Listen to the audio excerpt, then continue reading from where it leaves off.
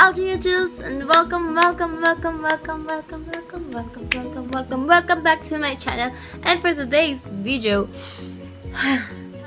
kita naman sa content na what's in my makeup kit challenge. What is my makeup?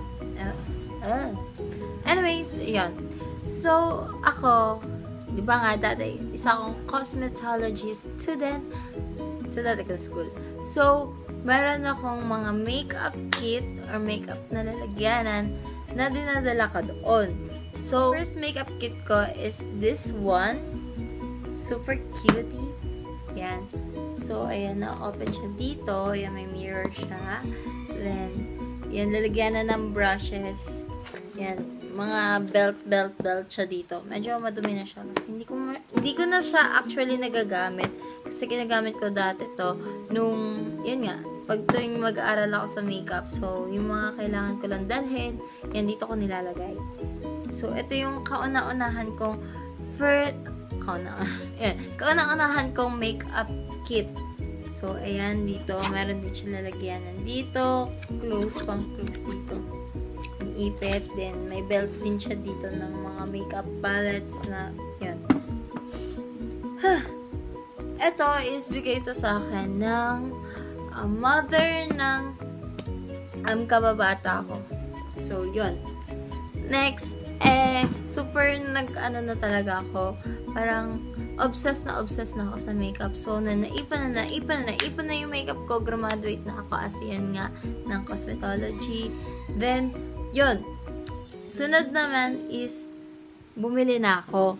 And makaawa ko kay mama na bilhan niya ako. So, yan. Ito na yung first na malaki kong makeup kit. Yan. Ito yung sinasabi ko sa inyo na ipapag-giveaway ko pag naka 1K subscribers na ako. So, ito nagamit ko lang to mga ilang months lang. So, ayan, medyo yun, tumatagal na siya. Kakaroon siya ng kalawang. Kaya, mas maganda na ipamigay na lang. Diba? Pero, pag naka 1K subscribers na ako. So, yun laman na ito, yun. Ito na yung ginagamit ko pag tuwing nagsaservice ako ng makeup. So, yun, open siya ganon. Yan. So, yan, may divider na din siya. Tada! Sa loob niyan, ayan. Nandito yung lalagyanan ko ng brushes. Pero hindi yun kasama pag pinag-giveaway ko. So, ito lang. Yan, medyo maalikabok pa. So, yun. Next, syempre, ito na yung last na binili ko for the year 2019. Ay, hindi. Year 2018 ko pa pala to. Binili. Ang dami ko na nga naipundar sa pag-makeup ko. So, kasi yung yung pangalawa kong pinakita sa inyo, nalalagyan ko ng makeup. Masyado siyang mabigat at hassle dalhin, lalo na ang dami-dami ko ng makeup nga.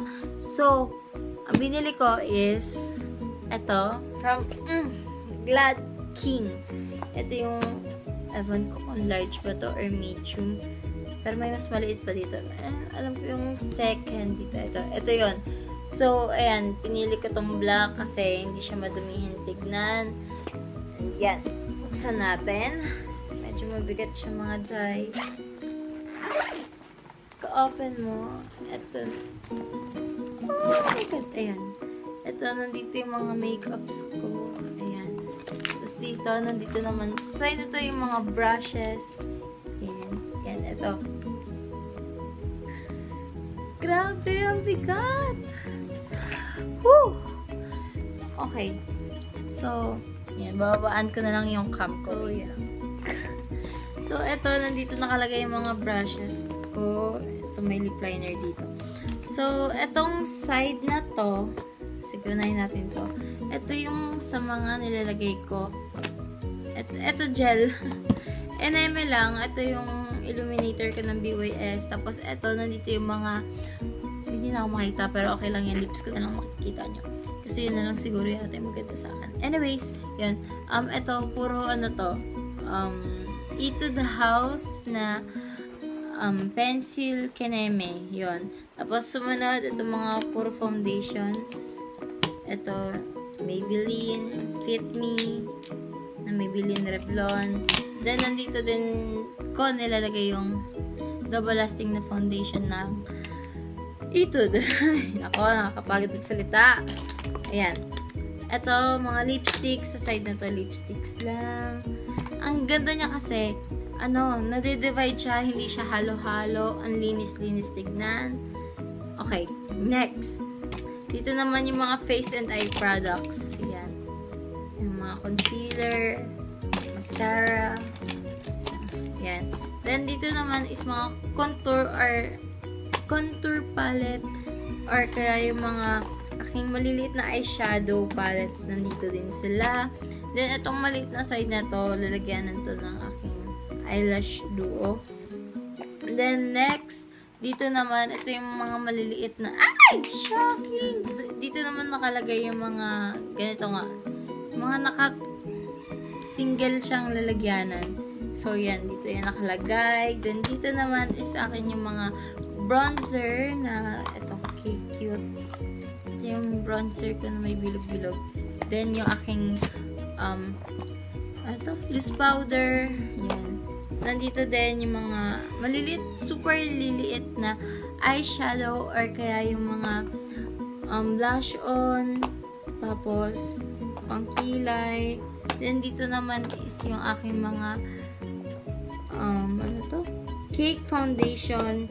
Yan. Tapos, dito naman yung mga powder. Then, next layer naman, ayan. Nandito yung aking mga palettes, which is yung pinapakita ko nga sa inyo yung aking mga eyeshadow palettes ng Detail Makeover. Oh my God, nakikita siya. Tapos, ito yung aking Fashion 21 na color set na eyeshadow. Then, ito, mga hair velcro, tapos hairpin, eneme, chuchu, basta yun. So, may maliit dito na zipper. Ayan, dito nakalagay yung mga sponge ko. Then, yan. Buksan ulit natin tong side na to. Tapos, dito naman nakalagay yung mirror. Ayan. Mirror dito sa side ito. Then, sa side ulit na ito, ayan, may zipper siya. Tapos, dito ko nilalagay yung mga eyelash. Yan, yung mga eyelash ko. So, yun lang. Yun lang yung gusto kong i-share. Yung lahat ng loob ng makeup kit ko na to. Super dami na ako i-mention ko lahat. As in, kung kilala niyo ako, or kita naman, kung isahin ko pa siguro magiging 1 hour to kasi ang dami kong ikikwento sa mga products dito na ginagamit ko pag dami nagsaservice ako sa ibang tao. So, nga pala, if kung taga Caviteño ka or taga Bacoor, Molino, nagsaservice ako ng makeup, so you can free call me. Yan, ilalagay ko sa description box yung aking email, then yung aking Facebook name, yung mga social medias ko, kung paano nyo ako makakontakt, then yung page ko para makita nyo yung mga na-makeupan ko na. So, yun.